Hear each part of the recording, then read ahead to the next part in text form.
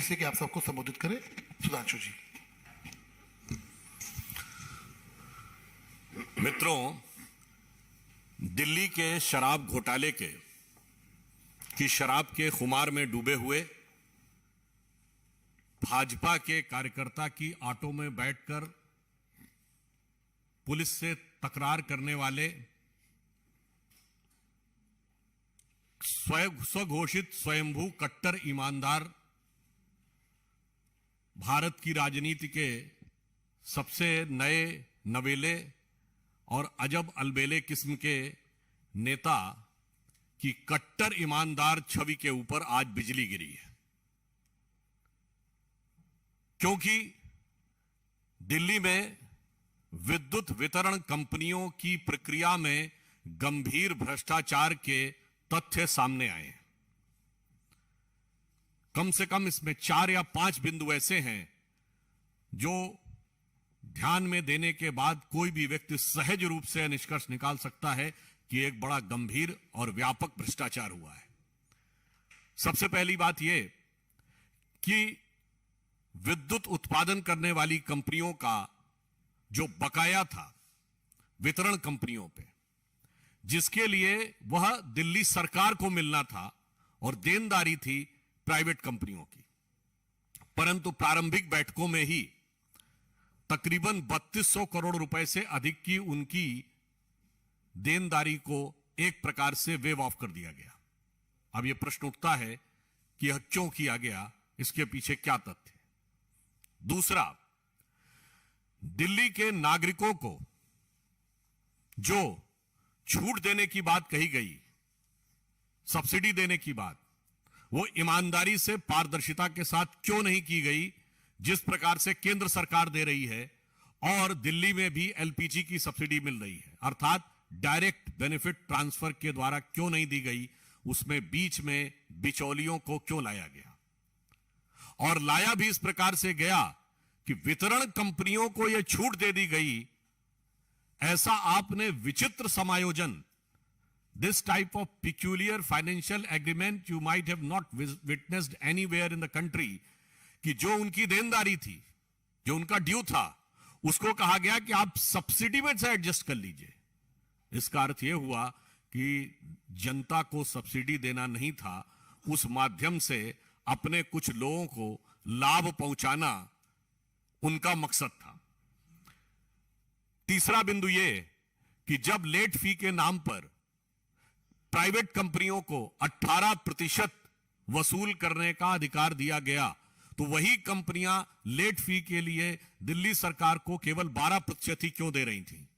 यह 6% का मुनाफा कहां जा रहा था, और एक अनुमान के अनुसार पिछले कुछ वर्षों में मिलाकर इससे 8000 करोड़ रुपए से अधिक का लाभ उनको प्राप्त हुआ। तो मानी हुई बात है, यह पैसा कहां गया और किसने इसको किस रूप में यूज किया।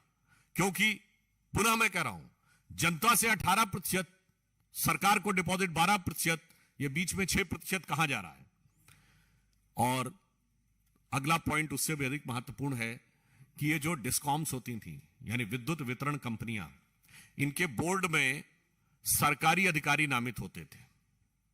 उसकी बजाय पहली बार आम आदमी पार्टी ने अपनी पार्टी के 2 पदाधिकारियों और अपने सांसद के एक बेटे को नामित किया। इस विषय पर हम उनसे साफ पूछना चाहते हैं कि राजनीतिक व्यक्तियों को डिस्कॉम के बोर्ड पर नियुक्ति करने के पीछे उनका क्या उद्देश्य था। क्या यही उद्देश्य था कि यह सब जो प्रक्रिया थी ये होती रहे। एक बार हम यह भी मानते कि वो विद्युत के क्षेत्र के विषय विशेषज्ञों को नियुक्त करते तो फिर भी हम मान लेते। ना आपने अधिकारियों को हटाया, नियुक्त किया, विषय विशेषज्ञों को नहीं नियुक्त किया, अपनी पार्टी के पदाधिकारियों और नेताओं को नियुक्त किया, और उनकी ही उपस्थिति में वेवर भी हो जाता है। उनकी उपस्थिति में यह नीतियां तय हो जाती हैं कि वो लोग अपनी देनदारी इस ढंग से एडजस्ट कर लेंगे। जबकि मजे की बात यह है कि जो तीसरी कंपनी है उसने सारी अपना पेमेंट लगातार किया और उनपे ना कोई देनदारी है ना कोई प्रक्रिया है। ये सारी की सारी देनदारी इन 2 कंपनियों पे से ही क्यों है। और अंतिम बिंदु ये हम याद दिलाना चाहते हैं, ये तो वही केजरीवाल जी थे। वैसे तो हर पुरानी बात वो भुलाते झुटलाते चले जा रहे हैं। मगर उन्होंने ही तो कहा था शीला दीक्षित जी की सरकार के समय कि इसमें बड़ा भारी घोटाला हुआ है, हम आएंगे तो यह रिलायंस पावर जो अनिल अंबानी जी की कंपनी है इसके विरुद्ध कार्रवाई करेंगे, इसको हम करके दूसरी कंपनियों को देंगे। और आज उन्हीं कंपनियों के साथ इतना सुविधाजनक भ्रष्टाचार युक्त एडजस्टमेंट। हम उनसे यह सवाल पूछना चाहते हैं, 3 प्रश्न।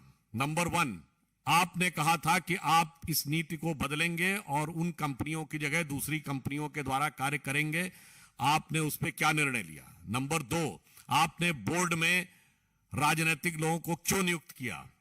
नंबर 3, सब्सिडी को वेवर करने का निर्णय किस आधार पर लिया और उससे कंपनियों को कितना लाभ और इसमें कितना किकबैक लिया गया? और अंत में हम यह कहना चाहते हैं, दिल्ली की आम जनता को मिलने वाली सब्सिडी सीधे प्रत्यक्ष पारदर्शी तरीके से प्रत्यक्ष लाभ हस्तांतरण डायरेक्ट बेनिफिट ट्रांसफर के द्वारा क्यों नहीं दी जा रही है? जबकि दिल्ली में ही एलपीजी की सब्सिडी दी जा सकती है तो बिजली की सब्सिडी क्यों नहीं दी जा सकती है? इसका अर्थ यह हो गया कि सब्सिडी के नाम के ऊपर जनता के वास्तविक लाभ से अधिक भ्रष्टाचार करने का उद्देश्य था और अपनी जेब भरने का उद्देश्य था। इसलिए जिस विषय की रिकमेंडेशन भी 2018 में की गई है कि डायरेक्ट बेनिफिट ट्रांसफर के द्वारा ही होना चाहिए, वह क्यों नहीं किया गया? इन 4 प्रश्नों का उत्तर दिल्ली सरकार को देना चाहिए, क्योंकि यह उनके भ्रष्टाचार को, जैसे बिजली की रोशनी होती है ना, बिजली की रोशनी से, बिजली की गति से। अब मुझे तो ऐसा लग रहा है जैसे शराब के नशे में आदमी कभी गलत सलत बिजली का स्विच भी छू देता है तो करंट लग जाता है। तो मुझे लगता है शायद उसी प्रक्रिया के तहत इन्होंने अभी कुछ किया है। तो नशे में भी थे, करंट भी लगा, और ईमानदारी और निष्ठा तो यह थी कि आप याद करिए, शराब के मामले में अपनी ईमानदारी साबित करने के लिए बापू की समाधि पर गए थे, मगर कल बापू की जयंती पर उन्हें वहां जाना ध्यान नहीं आया। और ऐसे विचित्र पार्टी है जो एलानिया कहती है कि मेरे विधायक टिकाऊ नहीं बिकाऊ है और बगैर खरीदार बताती है कि बिकाऊ है, और फिर बापू की समाधि पे जाकर शराब के नाम की अपनी शपथ लेती है और उनकी जन्म जयंती के ऊपर, जो कि ऑफिशियल प्रोटोकॉल है, यह उनकी इच्छा का विषय नहीं है, यह औपचारिक प्रोटोकॉल का विषय है, वो भी नहीं करती है। इसलिए हम इस विद्युत घोटाले के ऊपर साफ साफ उनसे जवाब चाहते हैं कि इन 4-5 बिंदुओं के ऊपर उनका क्या स्टैंड है और क्या कार्रवाई कर रहे हैं। बहुत बहुत धन्यवाद। अब मैं निवेदन करूंगा आदरणीय प्रदेश अध्यक्ष श्री आदेश गुप्ता जी से कि आप सबको संबोधित करें। आदेश जी। सभी को मेरा नमस्कार। दिल्ली में अरविंद केजरीवाल सरकार जो भी काम करती है उसकी मंशा उसमें बड़े भ्रष्टाचार की होती है। शराब के लाइसेंस, L1 लाइसेंस का कमीशन उन्होंने बढ़ाया, 12% किया और उसमें से 6% लिया। यहां भी 6% का खेल है। यहां उन्होंने 18% जो इंटरेस्ट लेट पेमेंट का देना था बिजली कंपनियों को, डिस्ट्रीब्यूशन कंपनी यानी दिल्ली सरकार को, जो दिल्ली सरकार की पावर डिस्ट्रीब्यूशन कंपनी है ट्रांसको और दिल्ली ट्रांसको लिमिटेड और इंद्रप्रस्थ पावर लिमिटेड, इन दोनों कंपनियों को, जो दिल्ली सरकार की कंपनियां हैं, उनको 18% अगर लेट पेमेंट होगा तो 18% उस पर इंटरेस्ट लगेगा।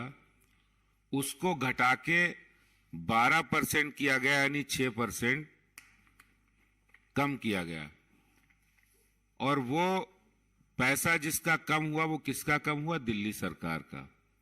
जैसे शराब पॉलिसी में इन्होंने 12% किया था, जिसका 6% वो पैसा अपनी जेब में लेते थे, वो पैसा सरकार का कम हुआ। उसी तरह से इन्होंने 6% पैसा सरकार के खाते में कम आया, ये उसके गुनहगार हैं।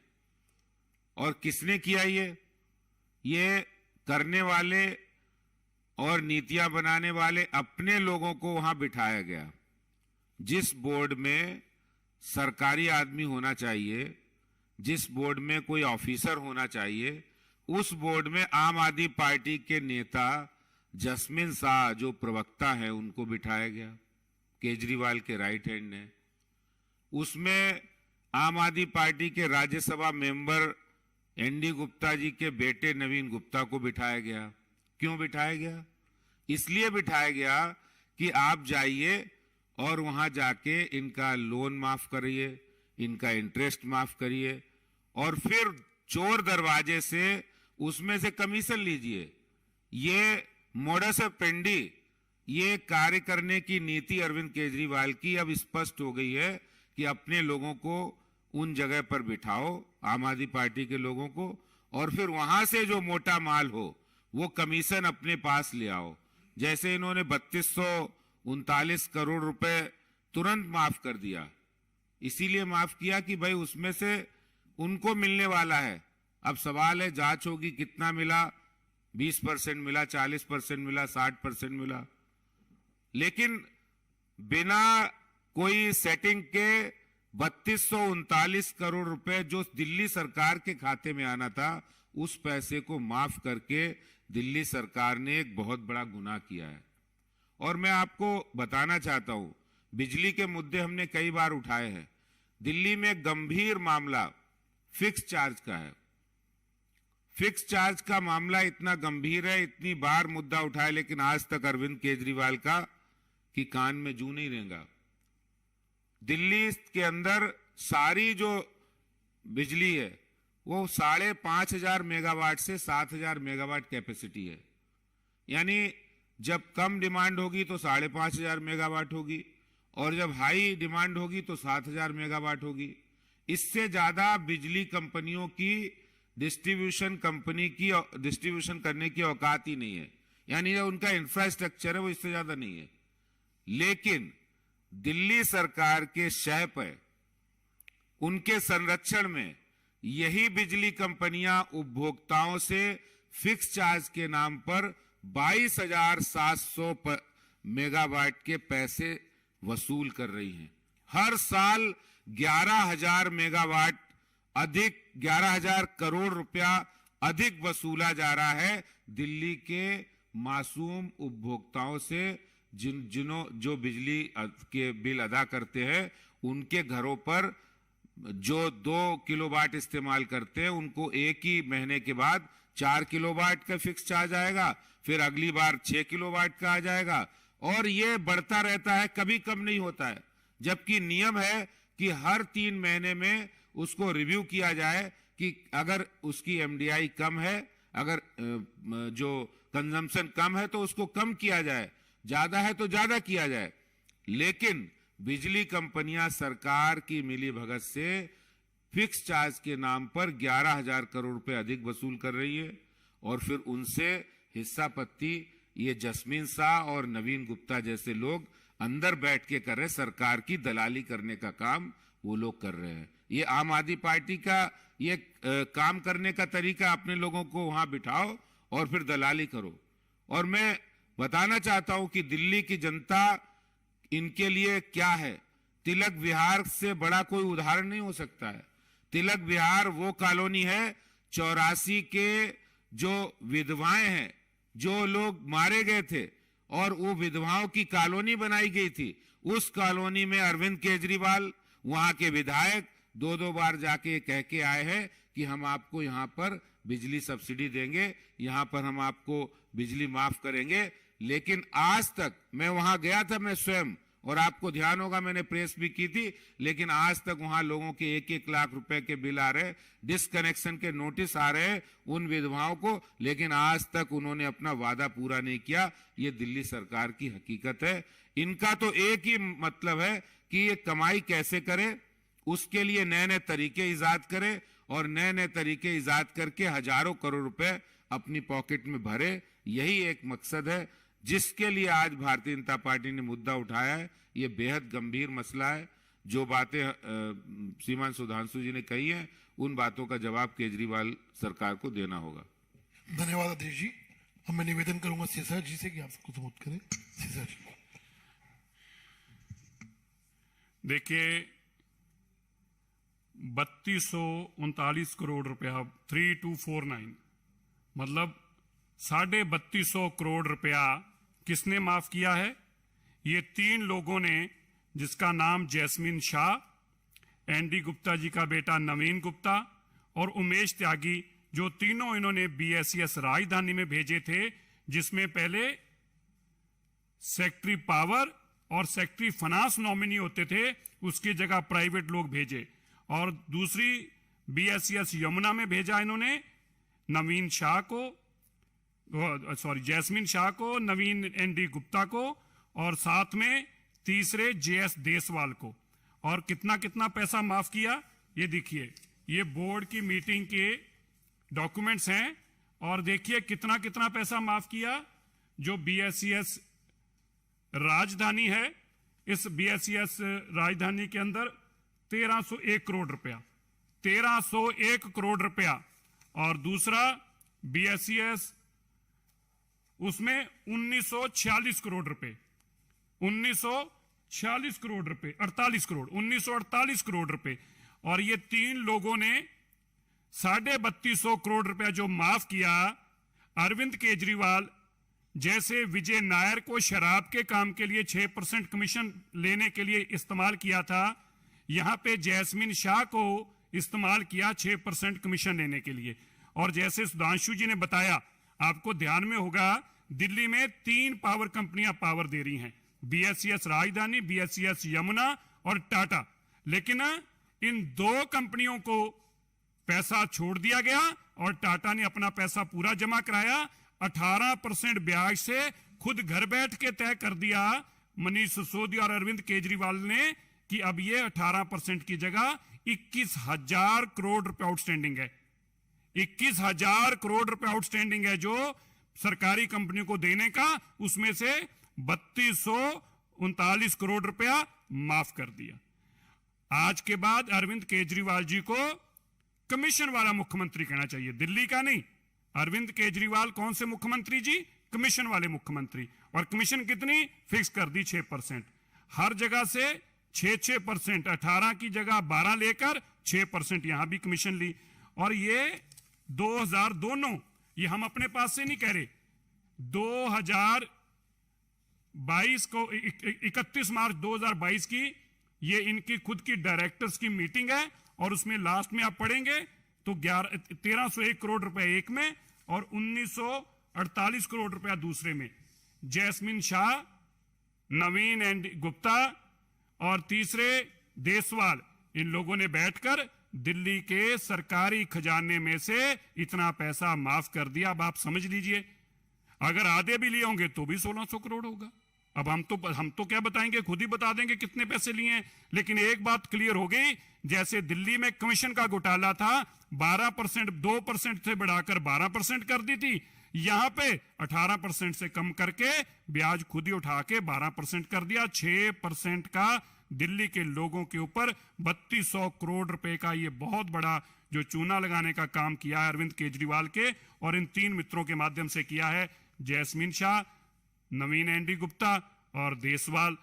और अब अरविंद केजरीवाल जी को और मनीष सिसोदिया को जरूर जवाब देना होगा कि ये इतने 100 करोड़ रुपया कहां है, किस किस ने इसमें बांट की, कहां कहां से ये पैसा लिया गया और किस किस जगह पे इस पैसे को पहुंचाया गया।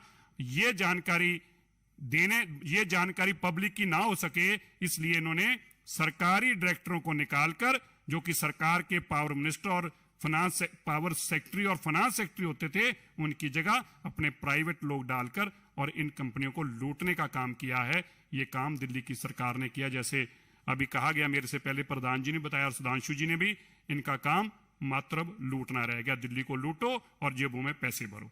कट्टर बेईमान, कट्टर बेईमान। धन्यवाद। किसी को प्रश्न? संदीप जी।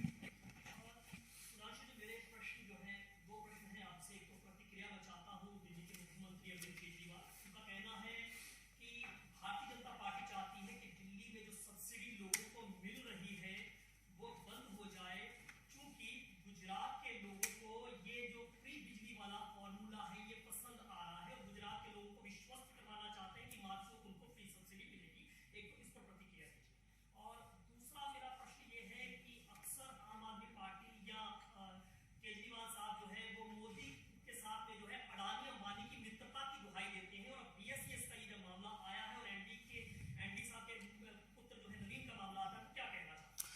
देखिए, सब्सिडी पे हमने अपने वक्तव्य में भी स्पष्ट किया, हमारे दोनों साथियों ने भी स्पष्ट किया, हम सीधे चाहते हैं कि डायरेक्ट बेनिफिट ट्रांसफर के द्वारा सब्सिडी क्यों नहीं दी जा रही है।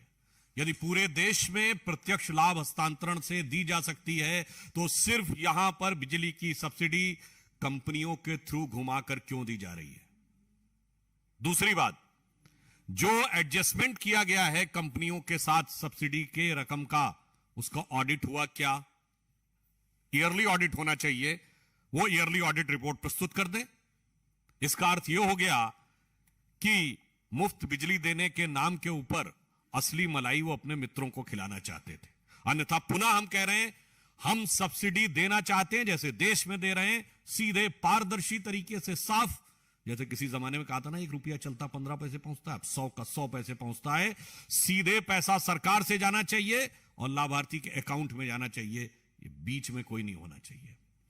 अच्छा, दूसरी बात जो उन्होंने कही, जो आरोप लगाते हैं तो पूछना चाहते हैं ना, जिन कंपनियों पे वो आरोप लगाते थे, आज कुर्सी पे आने के बाद, मतलब कुर्सी की गद्दी की गर्माहट से रिश्तों में इतनी गर्माहट कैसे आ गई और वो सारी कड़वाहट कहां चली गई? जिसके दावे वो टोपी पहन पहन के किया करते थे, मुझे लगता है कि अब टोपी किसी और को पहना दी है, इसलिए टोपी भी गायब है और वो कड़वाहट भी गायब है। अब वो मुस्कुराहट और गर्माहट में बदल गई है। हाँ, बल्कि एक बिंदु ये भी है, उन कंपनियों के बोर्ड में आम आदमी पार्टी के, सरकार के प्रतिनिधि नहीं, पार्टी के प्रतिनिधि हैं। तो ये दिशा दर्शाता है कि कितनी आत्मीयता, कितनी भावनात्मकता। और बल्कि एक ऑन द लाइटर नोट कहूं, कल गांधी जयंती थी, तो गांधी जी के विषय में कहा जाता है कि वो राजनीति में अनासक्ति के प्रतीक थे। अब लगता है केजरीवाल जी राजनीति में संपत्ति के प्रतीक होते जा रहे हैं। रविंद्र जी,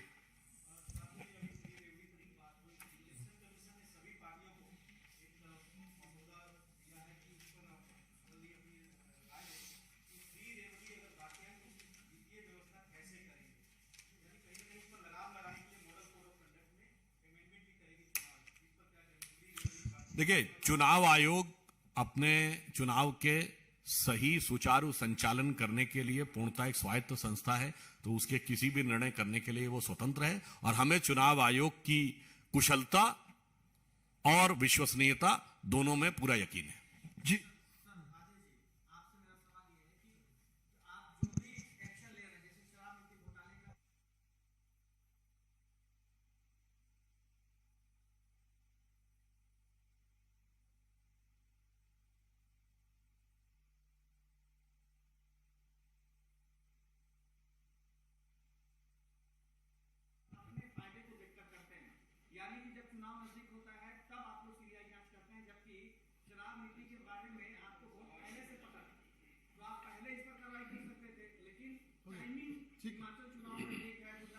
टाइमिंग की बात हो रही है। ठीक, देखिए, जनता के फायदे के लिए कभी भी अगर जनता का फायदा जिसमें हो रहा है, जिसमें भ्रष्टाचार उजागर हो रहा है, उसकी टाइमिंग कभी भी हो सकती है। लेकिन कुछ लोग उसको टाइमिंग से ही जोड़कर देखना चाहते हैं, क्योंकि उनको लग रहा है कि ये टाइमिंग नहीं होनी चाहिए, हमने भ्रष्टाचार किया है तो आप चुनाव के बाद बताइए, आप तब बताइए। तो भ्रष्टाचार उजागर हुआ है तो बीजेपी 1 साल से कह रही है, भारतीय जनता पार्टी तो 1 साल से हम आंदोलन कर रहे हैं। देखिए, इसमें ये समझ लीजिए, कोई 6 महीने बताइए जिसमें कोई चुनाव ना आता हो। इसलिए मामला वक्त का नहीं, मामला नियत का है। विषय पर ही रहिए। विषय पे जी, बाद में कर लीजिए। विषय के ऊपर आज जी, इसी विषय। जी जी, लास्ट क्वेश्चन।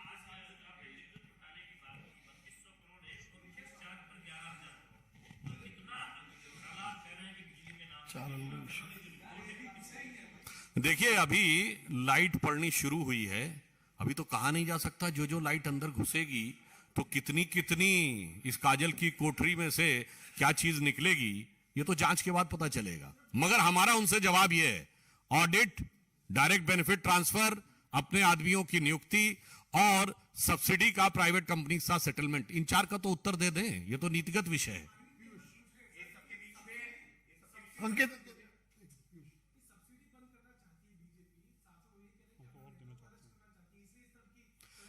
इसका मैंने उत्तर दिया ना, हम डायरेक्ट बेनिफिट ट्रांसफर के थ्रू देना चाहते हैं, जैसे पूरे देश में दे रहे हैं पारदर्शी तरीके से।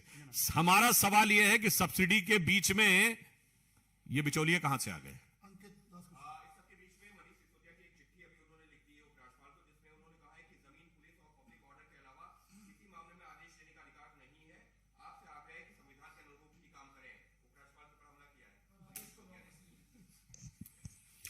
संविधान के संदर्भ में ये बताइए, ये सीए एनआरसी पे इनको अधिकार था, जो स्टेट भी नहीं है पूरा।